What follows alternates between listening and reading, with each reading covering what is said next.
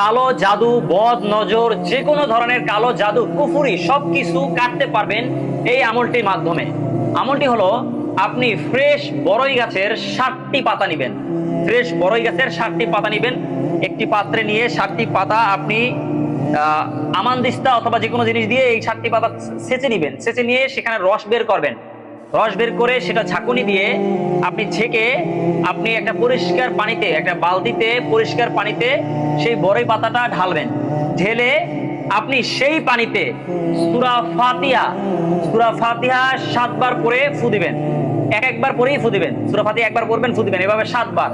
তারপরে সূরা ইখলাস 7 বার, সূরা নাস 7 বার, সূরা ফালাক 7 বার, সূরা কাফিরুন পারলে ভালো, সূরা কাফিরুন 7 বার করে পানিতে ফু দিবেন। তারপর আয়াতুল কুরসি 7 বার করে ফু দিবেন এবং আল্লাহ তাআলার কাছে সাহায্য চাওয়ার জন্য বলবেন, হে আল্লাহ, আপনি আমাকে, আমার শরীরে যদি কোনো কালো জাদু, বদ নজর, কোনো খারাপ জিনের প্রভাব থাকে, কোনো মানুষের কুফরি থাকে, তুমি তা ধ্বংস করে দাও। এটা বলে ওই পানিতে ফু দিবেন। ফু দিয়ে বাথরুমে না, অবশ্যই বাথরুমে না, ছাদে বা যে কোনো জায়গায়, পরিষ্কার জায়গায়, পবিত্র পানি যেহেতু, সেই পানি দিয়ে আপনি গোসল করবেন। গোসল করে এসে 2 রাকাত নামাজ পড়ে আল্লাহ তাআলার কাছে সাহায্য চাইবেন। ইনশাআল্লাহ আপনার কালো জাদু, বদ নজর, যে কোনো সমস্যা, কুফরি হোক, ইনশাআল্লাহ কেটে যাবে ইনশাআল্লাহ। আপনি অবশ্যই আমলটি করুন এবং সতর্ক অনুযায়ী ভিডিওটি শেয়ার করে দিন।